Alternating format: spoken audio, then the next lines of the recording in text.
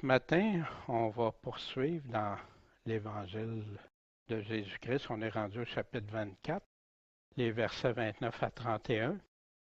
On va aller voir le signe. Quel signe il s'agit? Les puissances ébranlées, la terreur qui va survenir, l'avènement, puis la réunion ou l'enlèvement, mais qu'on pourra développer encore davantage la semaine prochaine. On va ouvrir ce matin avec ça. Euh, Dans le cheminement, on avait vu des versets antérieurs que Jésus va revenir comme l'éclair. Laissez-vous pas tromper qui est ici, qui est là. Il va revenir comme l'éclair. L'aigle autour de la carcasse des morts, hein, on avait vu ça. Puis là, on est rendu ici. Le soleil, la lune, les étoiles, les puissances ébranlées. On va aller voir le signe de son avènement, la terreur. Réunion, rassemblement. Puis, ceci va amener, pas une conclusion, mais va arriver à la réponse que Jésus donnait à la question, quand est-ce que ces choses-là vont arriver? Quel va être le signe de ton avènement? Qu'est-ce qui va se passer, Seigneur, puis quand la fin arrivera? Bien sûr, il continue plus loin, après on va regarder. Ce matin, on va juste lire ces quelques versets-là. Et aussitôt après l'affliction, tribulation de ces jours-là, le soleil s'obscurcira, la lune donnera pas sa lumière, les étoiles tomberont du ciel et les puissances des cieux seront ébranlées. Alors le signe du Fils de l'homme paraîtra dans le ciel. Alors aussi toutes les tribus de la terre se lamenteront en se frappant la poitrine. Puis elles verront le Fils de l'homme venant sur les nuées du ciel, avec une grande puissance et une grande gloire. Et il enverra ses anges avec un grand éclat de trompette, et ils rassembleront ses élus des quatre vents depuis un bout des cieux jusqu'à l'autre bout. Bon Père céleste, notre Dieu Tout-Puissant, puisses-tu nous guider ce matin dans la bonne compréhension de tes paroles, d'examiner avec soin ce que tu nous as laissé, Seigneur, pour qu'on comprenne. Puis, Seigneur, c'est toi qu'on veut écouter, qu'on veut entendre. Puis donne-moi la sagesse de bien le présenter, Seigneur. Puis que ça n'en vienne à toi, Seigneur, et non pas à moi. Seigneur, dirige en toutes choses. On te remercie, Maître et Sauveur, Jésus-Christ. Amen.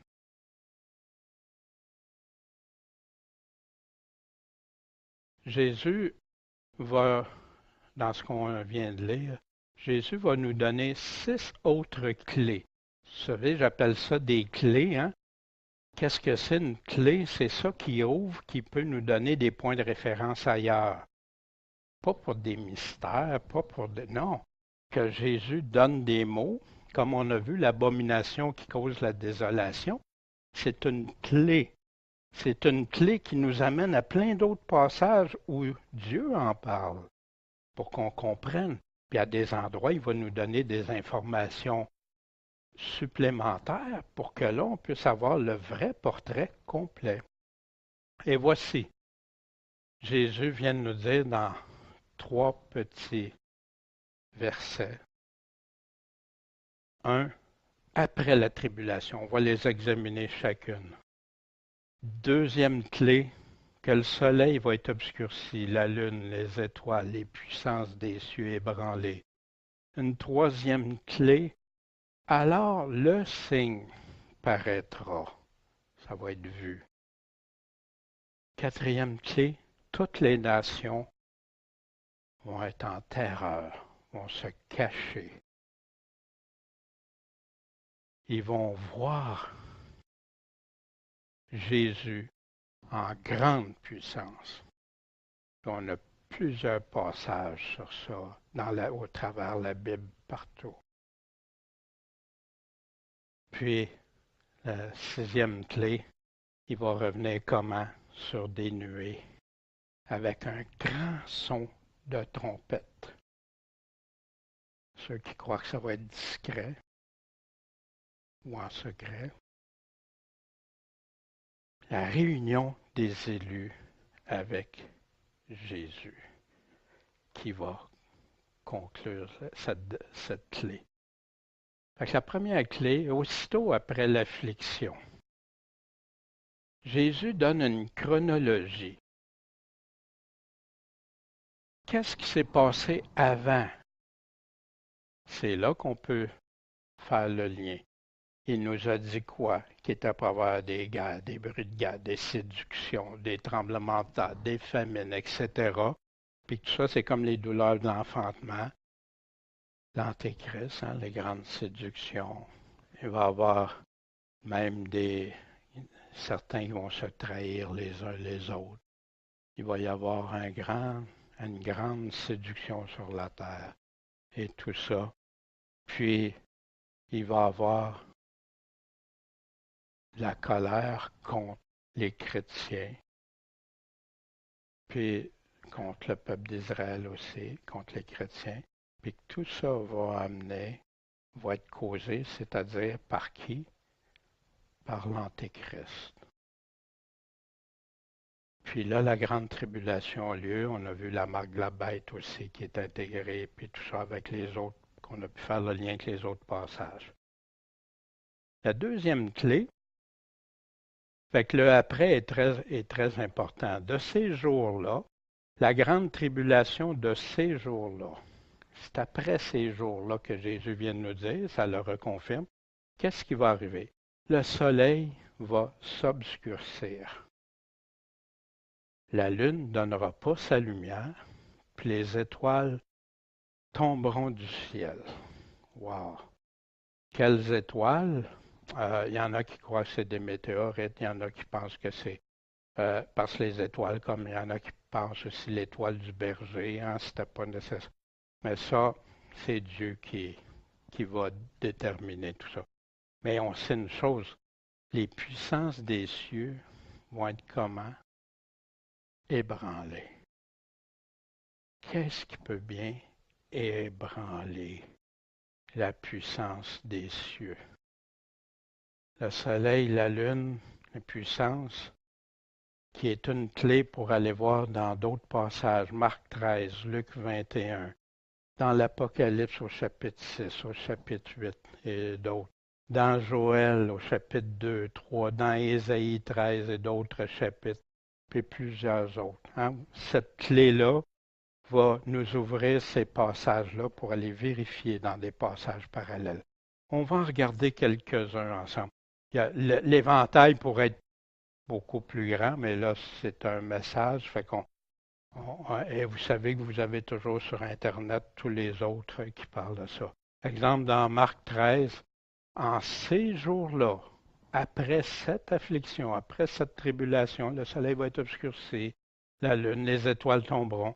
Il nous rappelle ici, puis ça nous confirme que c'est exactement la même chose dans Marc 13 que Matthieu 24. Dans Luc 21, 25, il y en a qui découpent ça, mais Luc 21, 25, puis qui se servent de certains passages pour des doctrines, mais ils ne le regardent pas dans tout son ensemble. Jésus n'a pas prêché en lettres découpées. Il prêche, puis il dit ce qu'il en est. Il y aura des signes dans le soleil, dans la lune, les étoiles et sur la terre. Les peuples seront dans la consternation, ne sachant que devenir la mer et les flots faisant un grand bruit. On va voir ça, comment ça se rattache. Soleil, la lune, les étoiles ébranlées. Apocalypse, la révélation. Le mot apocalypsis, qui veut dire révélation, c'est la révélation de Jésus-Christ. Et je regardais, lorsque l'agneau a ouvert le 6e sceau du rouleau du livre, et voici, il se fit un grand tremblement de terre. Le soleil devint noir comme un sac de crin. La lune devint comme du sang, Les étoiles du ciel tombèrent sur la terre comme un figuier agité par un grand vent jette ses figues vertes, et le ciel se retira comme un livre qu'on roule, et toutes les montagnes et les îles furent ôtées de leur place. Ce jour-là, le jour qui précède le retour de Jésus, qui est juste avant, tout de suite après la grande tribulation, voici qu'est-ce qui va se produire. Quelque chose de terrible. Ça, les gens n'aiment pas ça. Les gens n'aiment pas, c'est pas pour nous autres, c'est pour quelqu'un d'autre, toujours. Pourtant, Jésus en parle ici. On va voir pour le chrétien l'espérance aussi. Ensuite, le quatrième ange sonna de la trompette et la troisième partie du soleil a été frappée, ainsi que la lune, une troisième partie, le tiers des étoiles, de sorte qu'il y a eu un tiers de lumière qui a été obscurci, hein, puis ça a perdu. Ça, c'est une des trompettes. Dans Joël, devant eux, la terre tremble. Encore, ces mots-clés-là sont là, hein, vous remarquez? La terre va trembler. Les cieux sont ébranlés.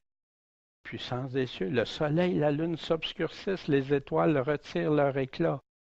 Le livre de Joël, 3 chapitres, mais qui parle du jour du Seigneur. Ça en parle tout au long. Il y a le livre de Sophonie aussi. Il y a dans Zacharie aussi qui en parle. Dans Ésaïe, le soleil et la lune s'obscurcissent, les étoiles retirent leur éclat. Joël 3,15. Dans Ésaïe, les étoiles du ciel et leurs astres ne font pas briller leur lumière.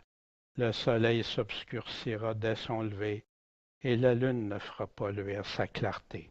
Quand vous voyez ces clés-là, ce matin, dans quelques minutes, on n'a pas le temps d'aller toutes les voir des détail, vous comprenez bien, mais tous ces passages-là, allez les étudier dans leur contexte, lisez-les, puis vous allez voir qu'est-ce qui se dit avant, là, puis après. Ça, c'est le contexte. Pas le contexte d'une doctrine qu'on vient implanter. Non, non. Qu'est-ce que Dieu est en train de nous dire dans son contexte? Et je ferai des prodiges dans les cieux et sur la terre, du sang, du feu, des colonnes de fumée. Le soleil sera changé en ténèbres et la lune en sang, avant que le grand et terrible jour de l'Éternel vienne. Vous connaissez ça, ce passage-là? L'apôtre Pierre nous l'a donné. Vous vous souvenez dans Actes, quand après qu'il ait reçu l'Esprit Saint, Pierre le cite. Le soleil sera changé en ténèbres, la lune en sang, avant que la grande et éclatante journée du Seigneur vienne. C'est pas survenu encore. Pierre nous a dit que là, pour les personnes qui avaient reçu l'Esprit Saint, qu'est-ce qu'il y en était? Puis là, ça s'en vient dans le futur. Pierre nous le donne, nous cite le passage avec ce qu'il y a dans le contexte. Fait qu'ici, qu'est-ce qui va se produire avant le grand et terrible jour de l'Éternel? Ben, il nous confirme, Jésus, c'est de ça que Jésus nous parle. Mais qui est si puissant pour tout ébranler? Dans Job, il fait trembler la terre sur sa base et ses colonnes sont ébranlées. Job 9,6. Dans Job 26,11. Les colonnes des cieux sont quoi? Ébranlées. Et s'étonnent à sa menace. La menace de qui? Quand Dieu parle. Vous savez, quand on dit Jésus est la parole de Dieu, puis quand il parlait, les choses se font. Puis on peut douter de la toute-puissance d'un Dieu tout-puissant. Les gens n'ont plus la crainte de Dieu. Je ne parle pas d'être terrorisés comme ceux qui, quand ils vont voir Jésus revenir, là. Je parle d'une crainte saine qui nous fait que quand Dieu parle, on écoute. Des enfants qui écoutent, là, hein? Ce que le Père dit, oui. Parce que je sais que mon Père m'aime, puis il veut quoi? Il veut pas ma perte. Bien au contraire. Qui pourra changer ce que le Seigneur a dit? Voici dans Ésaïe, qui est un grand livre de prophétie pour le temps de la fin. L'Éternel des armées l'a juré en disant, certainement la chose arrivera comme je l'ai projeté. Puisque j'ai résolu, ça va s'accomplir. De briser Assur dans ma terre, hein? Ça, il fait référence justement au peuple de l'Antéchrist. On n'a pas le temps de regarder ça, mais si vous allez lire dans les prophéties, on le regardera. Et de le fouler aux pieds sur mes montagnes, à l'Armageddon, c'est ce qui va se produire. Son joug sera ôté de dessus mon peuple et son fardeau de dessus leur épaule. C'est là le dessein arrêté contre toute la terre. C'est là la main étendue sur toutes les nations. Car l'Éternel des armées a formé ce dessein, ce plan. Qui l'empêchera? Qui? C'est sa main qui est étendue. Qui la détournera? Wow!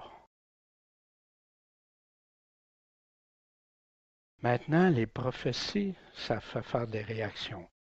Moi, j'ai déjà partagé que j'aime les prophéties. Ça m'a aidé de comprendre les prophéties qui parlaient de Jésus, qui s'est écrit des milliers d'années avant qu'il vienne, puis qui m'ont confirmé sa venue, que c'était le Fils de Dieu, que c'était celui en qui je pouvais placer toute ma confiance. Puis celui-ci est mon Fils bien-aimé, écoutez-le. Wow! Mais ces prophéties-là aussi, il y en a, ils se sont tous avérés véritables. Puis il y en a d'autres pour sa venue, sa seconde venue, son avènement. Mais au travers de ça, il y a des choses qui viennent nous s'ébranler des fois, nous bousculer, nous faire peur, nous faire toutes sortes de réactions. Est-ce que c'est normal?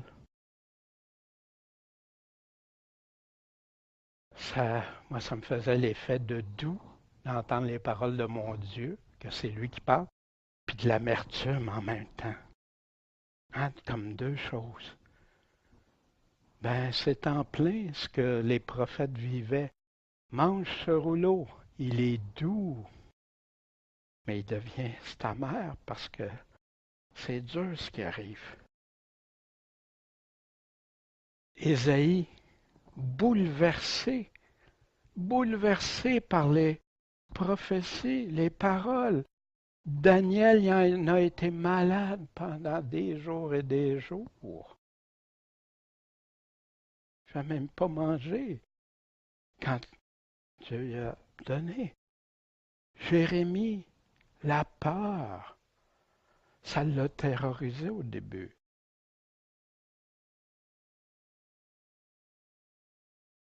Moi, toute la fébrilité, l'intensité, puis je me souviens, je lisais, j'aimais ça, puis là, d'un coup, c'était comme trop, là, fallait que j'arrête, fallait que je prenne ailleurs, m'en aller ailleurs, puis là, après, je revenais, puis tout ça, mais je n'étais pas capable.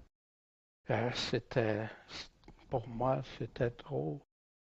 L'intensité était là, par contre, je revenais, non, je ne pouvais pas passer à côté de ça. Tu es attiré, puis en même temps, tu peux être repoussé. Tu as comme un... Mais c'est ça que les prophètes ont vécu.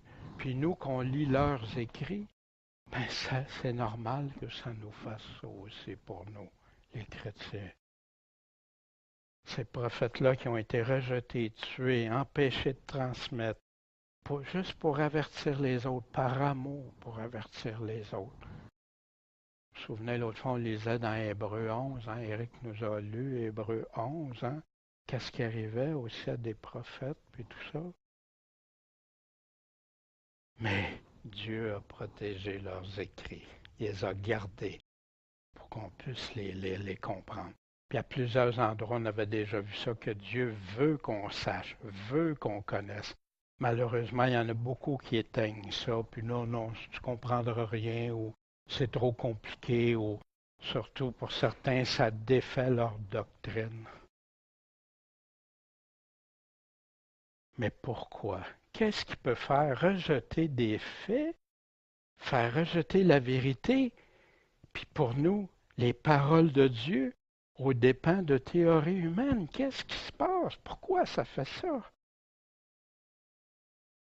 On va regarder quelques réactions typiques du début. Je dis initial parce que ça ne devrait pas rester là. Un chrétien mature va cheminer dans ça. Face à l'inconnu, quand tu penses qu'il y a une menace ou quelque chose qui te fait peur ou qui te dérange, tu vas avoir des réactions. L'être humain informé. Ça peut être du déni. Non, non, ça se peut pas, c'est pas vrai, c'est impossible. Non, je le refuse, ça, je le rejette. Vous savez, en passant, quand souvent on entend de mauvaises nouvelles de quelqu'un qu'on aimait qui est parti, hein, c'est vrai, hein, tu sais, c'est une réaction normale du début. Mais après ça, on chemine. Ah, ça se peut pas, c'est trop gros, c'est irréel, ça me fait comme un rêve, tu sais, ça me dépasse, là, c'est trop. Il y en a qui vont le prendre.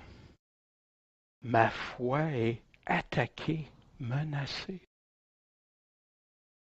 Puis j'ai vécu ça, moi, des fois, quand quelqu'un m'arrivait avec quelque chose que ah, tu veux attaquer ma foi, tu veux me. Qu'est-ce que j'ai appris, là, puis tout ça, puis ça, c'est ma foi en Christ, puis tu veux. Puis là, après, tu vas examiner, mais là, tu te rends compte, des fois, c'est Christ qui le disait. C'est pas la personne qui attaquait ma foi, c'est parce que Christ disait ça, puis moi, j'avais pas intégré ça dans ma foi encore. Ou je l'avais pas compris comme ça, parce que je l'avais compris différemment. Fait que si j'ai cette impression-là que ma foi est attaquée, menacée, hein, que ça fait des barrières, des murs contre la vérité même. Même les propres paroles de Jésus. Il y en a qui ne se rendent pas compte, mais ils prennent position contre Jésus. Hein, on partageait ça aussi, que tu lis un passage de Jésus. Non, non, tu m'arrives avec de l'hérésie. Ou c'est légaliste. Hein, dis-le à Jésus.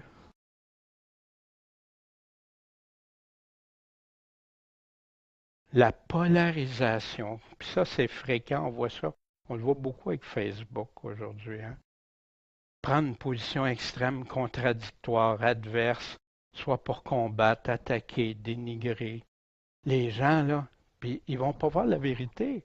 Encore même, il y avait des nouvelles sur les médias là, qui ont pris une partie de vérité, hein, qui n'est pas la vérité, c'est une partie, puis qui ont présenté ça, puis qu'après, il a fallu qu'ils reviennent dessus parce qu'il y avait c'était pas la vérité. Puis là, ça avait polarisé des gens, un à droite, l'autre à gauche, puis les chicanes, puis les tout.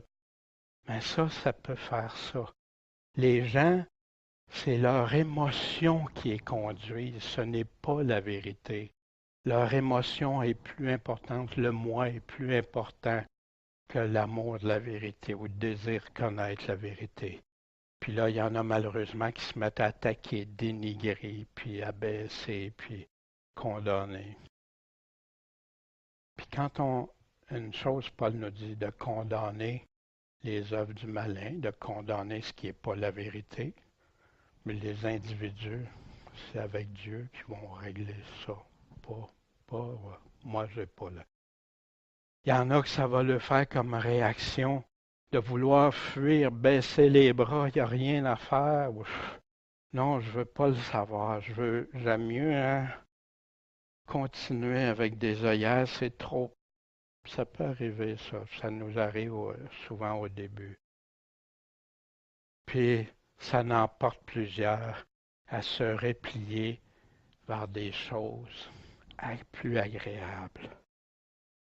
J'aime mieux entendre ce qui est agréable. Si tu me dis que je peux souffrir, non. Je veux entendre les promesses. Je veux entendre le côté sucré. Mais parle-moi pas du côté salé. Pourtant, Jésus les met ensemble, les promesses, ses avertissements, et il nous avertit d'avance. J'aime mieux prendre juste les choses réconfortantes, puis même je vais en venir à avoir une confiance démesurée dans dans une promesse que je sépare de la phrase au complet même. Je vais sortir des mots pour m'accrocher juste à ça.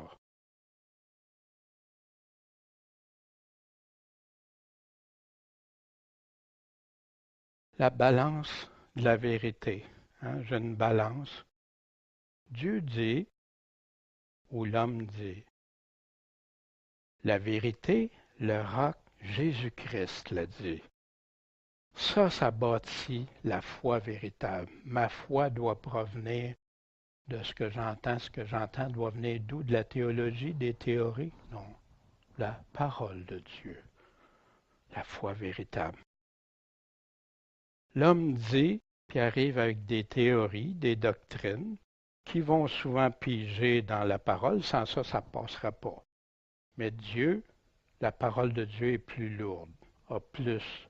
La balance est sur le côté de Dieu. Mais quand ça devient équivalent, la vérité, puis les paroles d'homme, Dieu dit, la foi véritable, la doctrine qui devient une vérité, de la théologie, puis là, combien de fois tu partages à des gens, puis ça m'est arrivé à moi, ben Dieu a dit ça dans la Bible. Puis là, tu cherches où? Tu ne le trouves pas dans la Bible. Mais pourtant, tu es convaincu que Dieu l'a dit. Qu'est-ce qui s'est passé?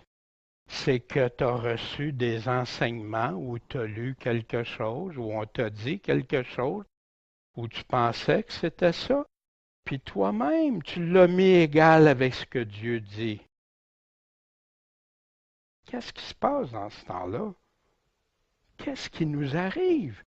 Le doute s'installe, la confusion, puis c'est ce qui arrive malheureusement à beaucoup de sectes, de dénominations, de personnes qui disent aimer beaucoup le Seigneur, mais qui viennent à en ajouter des choses comme si Dieu l'aurait dit. Wow! Pensez que Dieu aime ça? N'ajoute rien à ses paroles de peur d'être trouvé menteur. Puis il nous dit qu'est-ce qui va arriver au menteur. Wow! Quand l'homme devient plus important, la vérité, Dieu a-tu vraiment dit? Hein? D'où ça vient ce doute-là, cette question-là? Dans Genèse. Dieu a-tu vraiment dit ça, hein? Que vous mourriez? Ben non, vous ne mourrez pas. Restez, faites ce que vous voulez, restez comme vous êtes. Il n'y a pas de danger. Le doute, la foi confuse, les désirs deviennent plus importants que la vérité. C'est mes désirs qui deviennent la vérité. Des fables, des paroles vaines, n'importe quoi va rentrer dans ça. Mais des révélations, Dieu m'a dit. Soyez très prudents. Moi, quand quelqu'un dit Dieu m'a dit, OK, veux-tu me le montrer? Oh. Puis si c'est pas 100% comme ça, je m'excuse. Ma foi, je veux la baser sur ça. Je te rejette pas, je te dis pas que, mais moi, mon éternité, c'est là-dessus, je veux la baser. Puis là, bien sûr, le déséquilibre hein, qui nous amène. Mais pourquoi que la vérité est renversée? Quand tu commences à te poser, c'est quoi la vérité? C'est quelle vérité? La confusion, les gens te disent si un autre dit ça, l'autre dit le contraire. Ah, puis c'est tout vrai. Pardon? Pardon? Les choses se contredisent, sont confuses, puis c'est toute la vérité. Voyons donc. Dieu a dit quoi, coudon? La foi ébranlée, les théories, le bricolage, montage, qu'est-ce que je veux dire par là?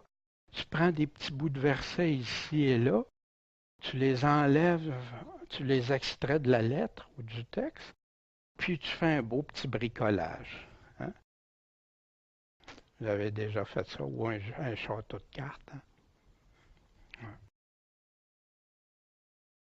Là, les fables peuvent rentrer, mais désirs qui sont devenus vérité. Mais tout ça, ça fait vraiment la foi bâtie sur le roc, comme Jésus nous dit. Non, ça fait des dégâts. Il y en a beaucoup qui aimaient le Seigneur. Puis parce qu'ils sont mis à écouter les hommes parler, puis ça arrive dans les séminaires, dans des collèges bibliques qui rentrent là tout feu, tout flamme pour le Seigneur, puis ils ressortent avec de la confusion. Ils ressortent avec leur foi jetée à terre pour certains.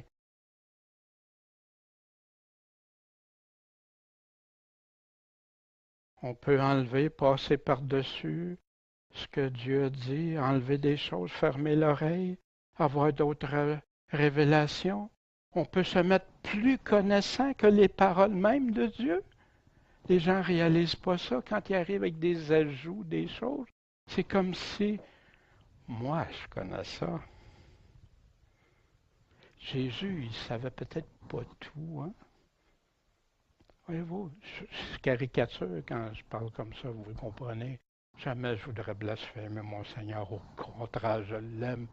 Je veux l'écouter, je veux l'entendre. C'est lui qui est sur laquelle ma foi doit être basée.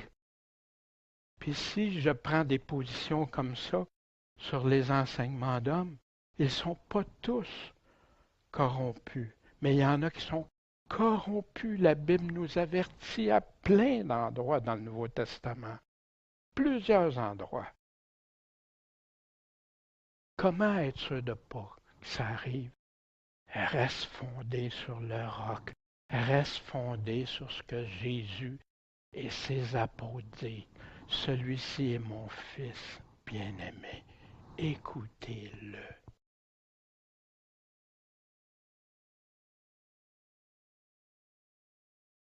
Ainsi a dit l'Éternel des armées. N'écoutez pas les paroles des prophètes qui vous prophétisent. Hein?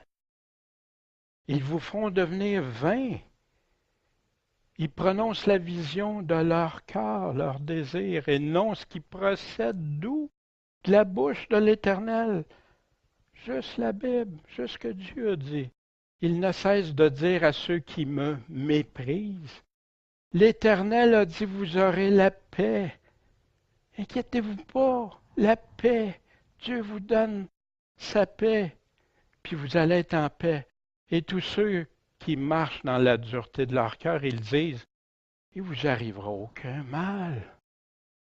Ben non, vous mourrez pas. Car qui s'est trouvé au conseil de l'Éternel? Qui est-ce qui l'a vu et a entendu sa parole? Qui a prêté l'oreille à sa parole? Qui l'a entendu? Voici la tempête de l'Éternel. La fureur éclate et l'orage prêt à fondre tombera sur la tête des méchants. Savez-vous, il est en train de parler de quelle période? Hein? Il va nous le dire. La colère de l'Éternel ne se détournera pas qu'il n'ait exécuté, accompli les pensées de son cœur. Vous aurez une claire intelligence de ceci quand? Dans les derniers jours. Je n'ai pas envoyé ces prophètes. Ils ont couru, je leur ai pas parlé. Ah, Dieu m'a dit, Dieu m'a parlé, ils ont prophétisé. S'ils s'étaient trouvés dans mon conseil, dans ma vérité, dans ce que je dis, ils auraient aussi fait entendre quoi? Mes paroles à mon peuple. Et ils les auraient détournés de leur mauvais train et de la malice de leurs actions. Aujourd'hui, vous savez qu'il y a des prédicateurs qui prêchent que parce que tu as fait une prière, tu as accepté Jésus, tu es sauvé, puis que tu peux vivre comme bon te semble. Wow! Est-ce qu'on est vraiment basé sur le roc? Si tu connais bien le vrai, là, tu vas pouvoir détecter mieux le faux. C'est un principe, hein? Prends quelque chose de vrai, un vrai, tu l'étudies attentivement, examiné à la loupe, au microscope, à l'infrarouge, tout. Là, tu sais ce que c'est un vrai. Après ça, quelqu'un va t'arriver avec un faux, tu vas être en mesure de le détecter rapidement. Mais si tu fais l'inverse, tu commences à regarder plein de faux 5, ça se peut-tu que ça t'emmène dans la confusion? C'est ce que l'Évangile moderne va souvent faire, malheureusement. L'inverse, c'est beaucoup plus difficile, long et risqué. Je le sais, j'ai passé par là.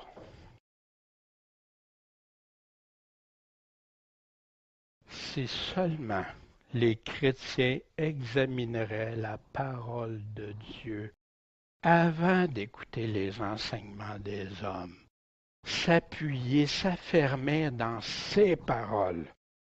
Après, quand quelqu'un vient enseigner quelque chose qui est différent de ce que lui a dit, pas la théologie que je pensais que c'était Jésus qui avait dit ça, mais finalement, c'est pas lui.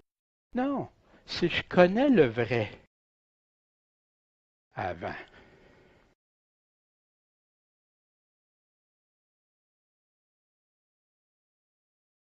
Puis Jésus continue.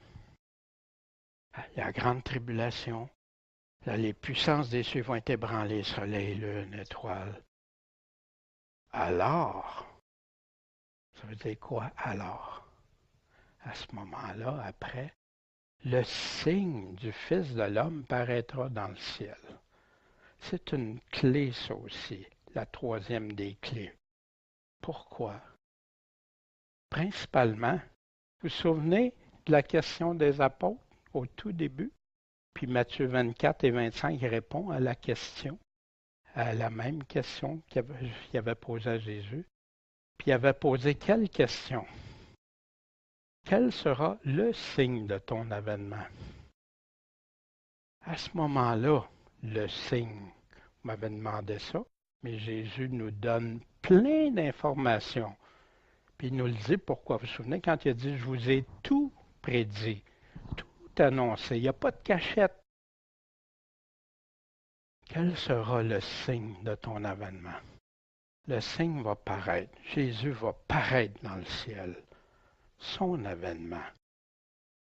Mais ça va être sans secret, comme j'ai entendu, discret, mais pas avec ce que je viens de lire, avec le soleil, la lune, hein, déjà, c'est assez sans équivoque. Puis qu'est-ce qui va se passer quand ils vont voir le signe de son avènement, de l'apparaître? Alors aussi, toutes les tribus de la terre, le Seigneur arrive, se lamenteront en se frappant la poitrine et elles verront. Il n'y a pas d'avènement invisible. Puis on va l'examiner ça comme il faut. Verront le Fils de l'homme venant sur les nuées du ciel avec une grande puissance puis une grande gloire. Vous savez, quand on fait juste lire ce que Jésus nous a dit, puis qu'on n'amène pas d'autres paroles autres que Dieu a déjà dit ailleurs, vous ne pourrez jamais croire qu'il y a deux événements ou que l'événement se fait en phases diverses ou qu'il arrive telle et telle chose que Jésus n'a jamais dit. Puis il va arriver sur les nuées du ciel.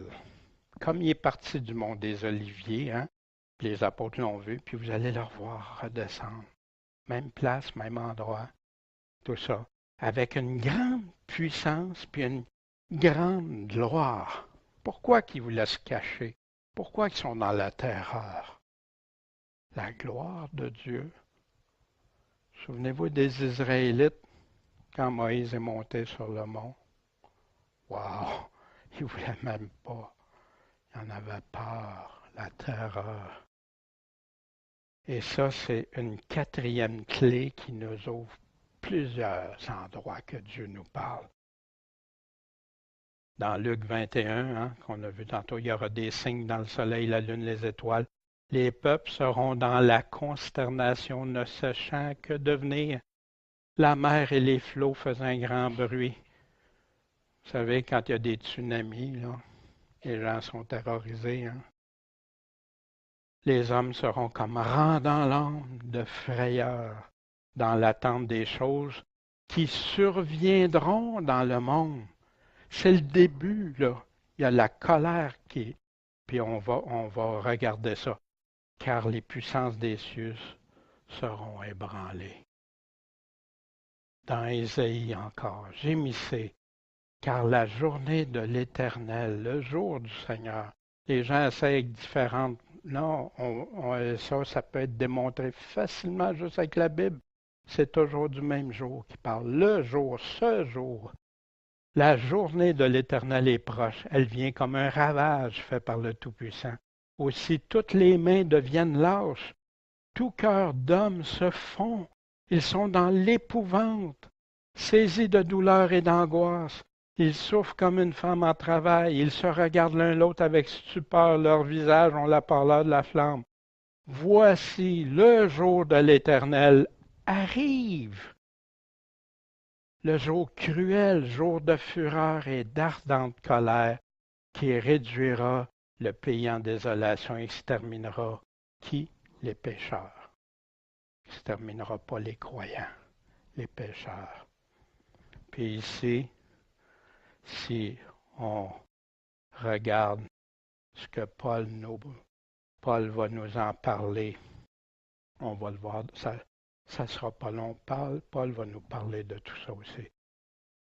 Puis ici dans Ésaïe, ça continue. Pourquoi? Car les étoiles du ciel et leurs astres ne feront pas briller leur lumière. Le soleil va s'obscurcir dès son lever, et la lune ne fera pas luire sa clarté.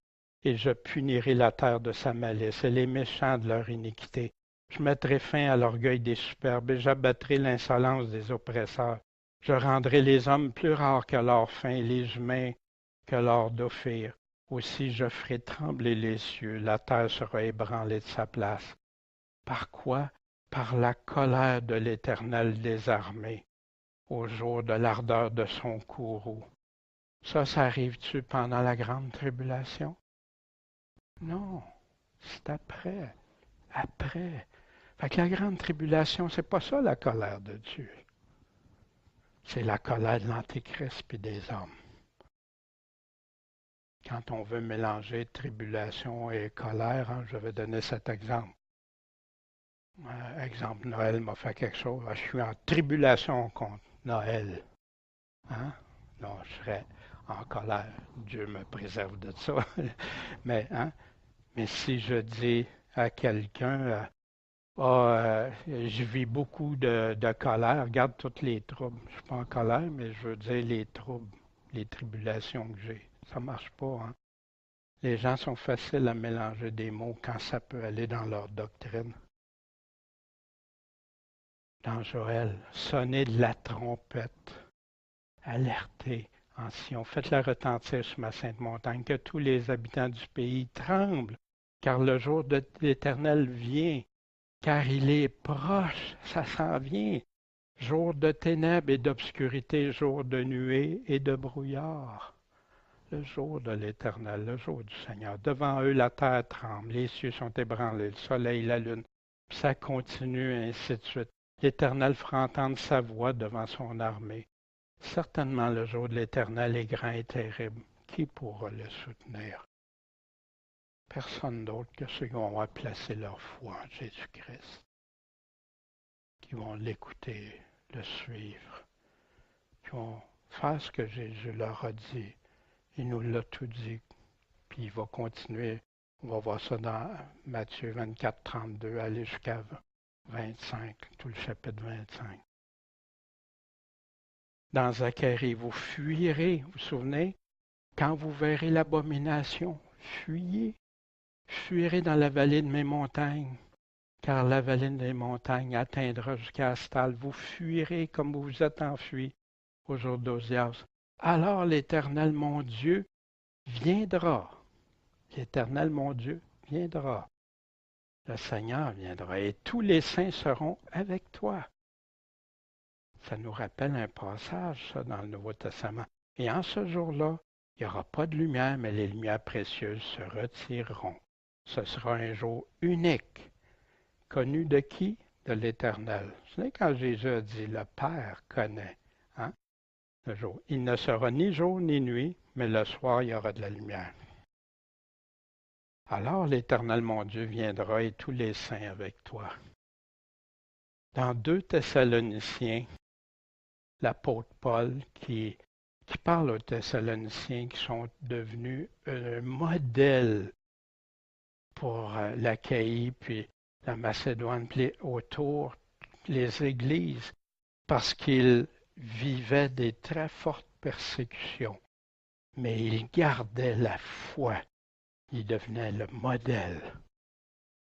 Puis Paul, dans sa 2e lettre, ceux qui étaient persécutés, ce qui est une preuve du juste jugement de Dieu, afin que vous soyez rendus dignes du royaume de Dieu. C'est intéressant, pour lequel vous souffrez, parce qu'il est juste devant Dieu qu'il rende l'affliction à ceux qui vous affligent, et le repos avec nous, à vous qui êtes affligés en tribulation, en affliction, quand? Lorsque le Seigneur Jésus apparaîtra du ciel avec les anges de sa puissance.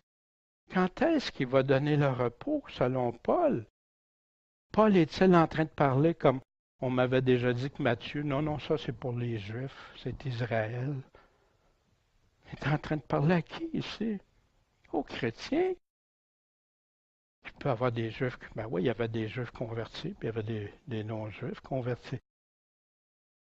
Dans un feu, comment il va venir? Un feu flamboyant pour exercer la vengeance contre ceux qui ne connaissent pas Dieu et ceux qui n'obéissent pas à l'évangile de notre Seigneur Jésus-Christ. Ils subiront une peine, une perdition éternelle. Comment? Par la présence du Seigneur et par sa puissance glorieuse. Puis il répète quand? Lorsqu'il viendra pour être glorifié en ce jour-là dans ses saints et admiré dans tous ceux qui auront cru. Tous les saints seront avec toi. On verra ça la semaine prochaine, Dieu voulait, avec 1 Thessaloniciens 4, l'enlèvement, vous allez voir. Et ceci fait partie de la clé aussi. Le jour du Seigneur, c'est un jour de colère, de ténèbres, de toutes sortes de choses, mais autant c'est un jour de délivrance pour celui qui croit en Jésus-Christ, celui qui lui fait confiance, celui qui est avec lui. Une délivrance glorieuse, puissante. Celui qui a créé le ciel, la terre et tout ce qui se trouve en 6 jours. Pensez-vous qu'il ne sera pas assez puissant pour faire ce qu'il a dit?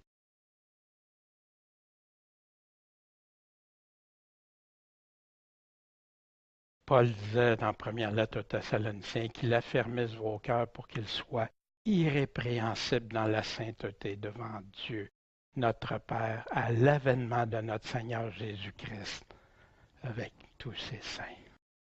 Avez-vous des clés quand on va chercher les mêmes mots, le même contexte avant puis après? Mais c'est tout là. Dans Luc 21, donc veillez, priez en tout temps, afin que vous soyez trouvés dignes d'éviter toutes ces choses qui doivent arriver et de subsister devant le Fils de l'homme. Pas de vierges folles, des vierges sages qui veillent, qui prient, qui restent attachées au Seigneur. Ça fait peur, hein, des fois? Mais si ma foi est grande dans le Seigneur, mes craintes se dissipent.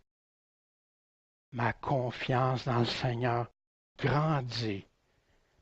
T'as donné la force à tous ces millions de chrétiens au travers les siècles, puis à ceux qui souffrent dans plus de 50 pays actuellement, de persévérer jusqu'à la fin, de tenir bon. Mais qu'est-ce qu'ils font? Ils ne te renient pas. Ils vivent ta doctrine, ils vivent ce que tu leur dis, ils ont confiance en toi. Quand tu penses qu'il y a des chrétiens qui sont morts dans des circonstances atroces, mais en chantant, c'est humain, ça? Impossible, impossible. C'est de Dieu. Dieu peut donner la force à n'importe qui, comme il veut, quand il veut, faire ce qu'il veut. Lui, il nous demande, écoute-moi, suis-moi. Quand ça va mal, quand tout est ébranlé, le psaume 46, Dieu est notre retraite, notre force, notre secours dans les détresses, est fort aisé à trouver. C'est pourquoi on ne craindra pas. Quand la terre sera bouleversée, quand les montagnes seraient ébranlées au sein de la mer, quand ses eaux mugiraient en bouillonnant et que leur furie ferait trembler les montagnes. Le fleuve et ses canaux réjouissent la cité de Dieu, le lieu saint des demeures du Très-Haut. Dieu est au milieu d'elle. Elle ne sera pas ébranlée. Dieu lui donne secours dès le retour du matin. Les nations s'agitent, les royaumes s'ébranlent.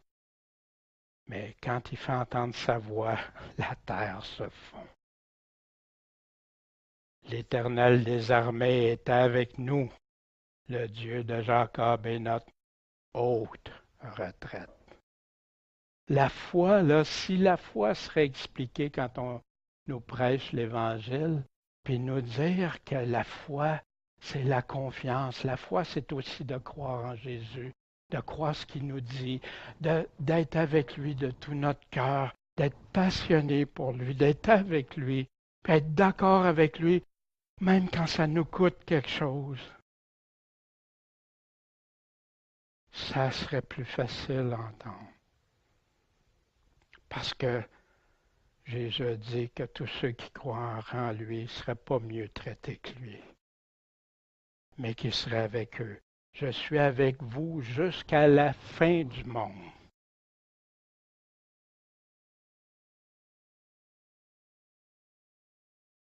Il enverra ses anges au verset 31. Il continue avec un grand éclat de trompette. Ça, c'est une clé importante qu'on va examiner la semaine prochaine, vous allez voir. Et ils rassembleront ses élus des quatre vents depuis un bout des cieux jusqu'à l'autre bout. C'est une sixième clé qu'on va aller voir dans le Nouveau Testament, où on entend parler de ça. Qu'est-ce que Dieu dit vraiment quand on fait juste écouter ses paroles? Le Maître Jésus-Christ ne dit pas qu'il va venir enlever les chrétiens avant. Nulle part tu vas trouver ça. On va prendre quelques versets sortis de leur contexte, mais on va arriver pour certains. Puis même ceux qui ont parti cette doctrine de l'enlèvement avant les tribulations le disent. On n'a pas de passage clair qui le disent. Mais on aime mieux croire ça. Que les chrétiens subiront pas la grande tribulation, Jésus ne dit pas ça, il dit le contraire. Qu'il y aurait une deuxième chance pour ceux qui ne se seraient pas convertis, qui ne l'auraient pas suivi. J'ai même entendu dire qu'il y en a qui pouvaient accepter la marque de la bête, puis s'en repentir après, puis c'est correct, alors que la Bible nous dit autre chose. Le contraire. Qui reviendra par étapes, puis qu'on va faire la fête pendant 7 ans dans le ciel, pendant qu'il va y avoir... Non, on va être avec le Seigneur à son retour. Ça, on va voir ça, on va l'examiner. Mais qu'est-ce qu'il dit? Il nous va nous dire quand il va venir chercher ses élus. On ne connaîtra pas la date ni l'heure, mais il va nous donner les signes. Puis ici, quand est-ce qu'il vient chercher ses élus? C'est pas avant la grande tribulation, c'est pas avant les séductions, c'est pas avant les signes qu'il a donnés avant. Mais c'est après que le soleil, la lune, puis là, on va voir le signe. De persévérer jusqu'à la fin. Celui qui persévérera jusqu'à la fin sera sauvé. Que la porte sera fermée. Pas de deuxième chance. Il y en a qui réussissent à tricoter des affaires pour nous, pour faire croire qu'il va y avoir une deuxième chance. Non, Jésus a un seul évangile. Il n'y a pas un deuxième évangile après. Tu peux te repentir, tu peux faire des choses, mais tu vas le suivre. Jésus, il ne revient pas par étapes, il dit qu'il va revenir comme l'éclair, soudain, avec grand bruit, grande puissance, grande gloire. Puis, savez-vous, aujourd'hui, avant, c'était confus pour moi, ça. Je ne savais pas où était la vérité au travers de ça. La seule façon pour que j'ai pu le faire, c'est de mettre ce qu'on m'avait dit, puis d'aller juste écouter Jésus, puis les apôtres. Puis là, regardons ça.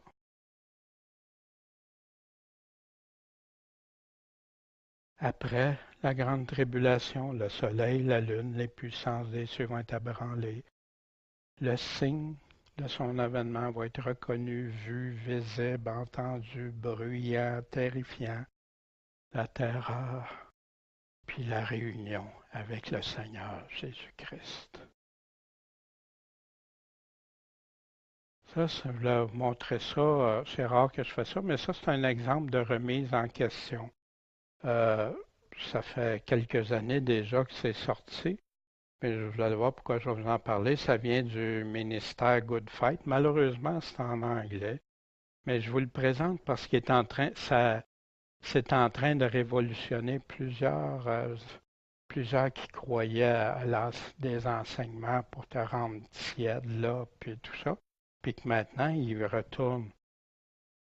Il y a eu un débat il y a eu suite à ce film-là, il y a eu un débat. Puis quand tu écoutes le débat, wow, tu vois clairement qu'est-ce qui se passe. Ça en a amené plusieurs à se questionner, dont des pasteurs, des personnes. Ça a provoqué des changements dans la philosophie au lieu d'avoir, exemple, 95% qui croyaient à plusieurs affaires diluées. Maintenant, ils cherchent la vérité. Ils veulent connaître ce qui va vraiment arriver. Par contre, il y en a certains, ceux qui tiennent à cette doctrine-là, qui ont pris une position rigide, mais de moins en moins. Si vous connaissez l'acteur Kurt Cameron, c'est lui qui avait fait dans les premiers films Left Behind, l'enlèvement, qui avait fait chez les chrétiens. Là, waouh, on va se faire enlever avant, puis tout ça. Puis Kurt Cameron, quand il a entendu juste des enseignements, ce que la Bible disait, il s'est repenti de ça, puis il n'a pas voulu faire l'autre film quand ils l'ont rappelé. Ils ont pris Nicolas Cage, mais maintenant il sait, puis il regrettait d'avoir participé à ça. Il y a des pasteurs. Savez-vous, ce qui m'attriste, moi j'ai parlé avec des amis pasteurs, puis quand on parlait des prophéties, mais pourquoi t'enseignes ça sans vérifier? On n'a pas le temps. On a déjà assez d'affaires, puis telle chose. Fait qu'on se fie sur qu'est-ce qu'on nous donne. J'ai entendu un pasteur d'une grande église, on était plusieurs, il y a plusieurs pasteurs, une réunion. Puis lui, une église d'environ 1000 personnes, là, au Québec, c'est quand même assez bien. Puis qui disait, ben moi, j'ai pas le temps de préparer des messages. Il dit, je prends les messages des autres. Les bras me tombent. Wow! Wow! Qu'est-ce que ça va valoir devant le Seigneur sans au moins avoir fait comme les Béréens puis vérifier avant?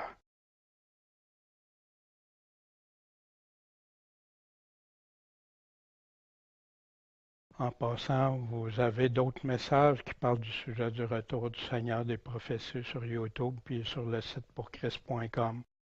Allez voir le message dans Marc 13, 1 Thessaloniciens chapitre 4 et 5. Ben, tout Thessaloniciens, à chaque chapitre, il parle de l'avènement, là, mais surtout ces deux, les chapitres 2 Thessaloniciens chapitre 1 et 2 qui parlent spécifiquement, puis qui dit de ne pas se faire séduire.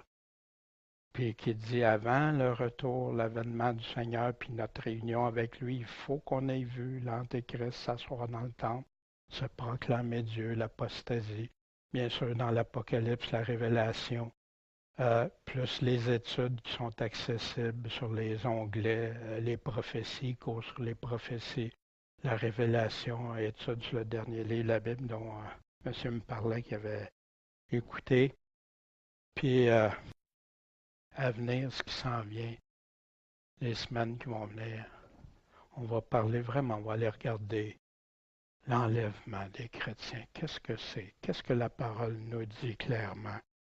Puis les encouragements, puis comment tenir ferme, comment persévérer, comment être avec le Seigneur des vrais de vrais. Tous les chrétiens dans la Bible ont tous été éprouvés dans leur foi. Puis Dieu les a bénis, tous ceux qui ont été éprouvés. Il y en a plusieurs. Moi, je pense à Job, à Joseph, à Daniel, ses amis. Quelques réflexions en terminant. Jésus, qui a tout prédit, nous a avertis, aurait oublié de nous dire que les chrétiens seraient enlevés avant que ça brasse. Qu'est-ce que ça fait, ça?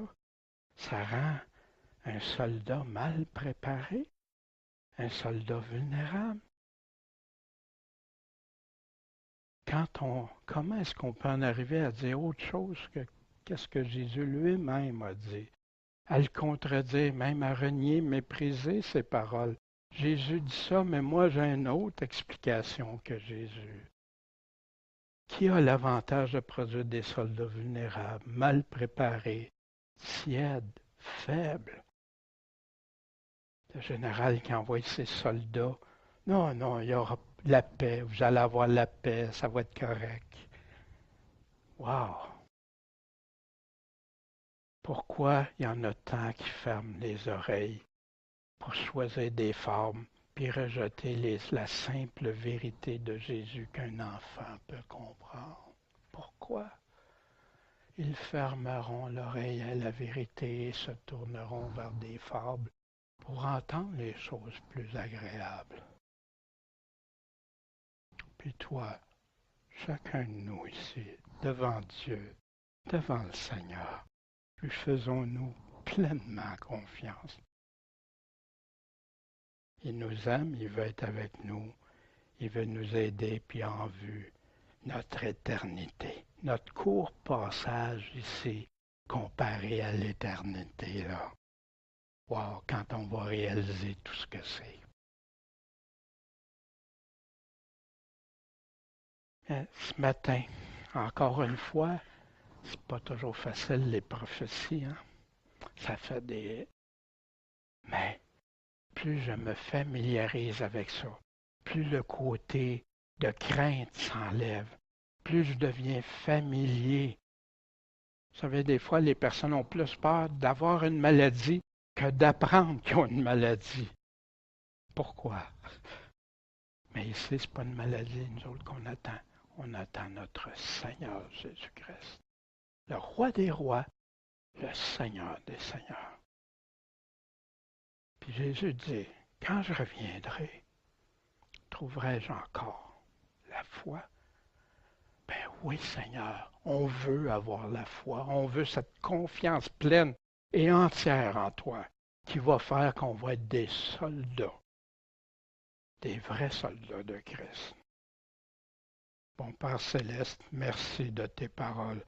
Merci Seigneur de nous dire les choses telles qu'elles sont, de ne pas enrober les choses qui peuvent nous sembler parfois amères, mais que tu nous l'as dit de façon à nous préparer à ce qu'on soit prêt. On ne sait pas la part qui relève, ça ne sera pas partout pareil, c'est pas tout le monde qui va vivre toutes les mêmes choses, Seigneur, on ne sait pas.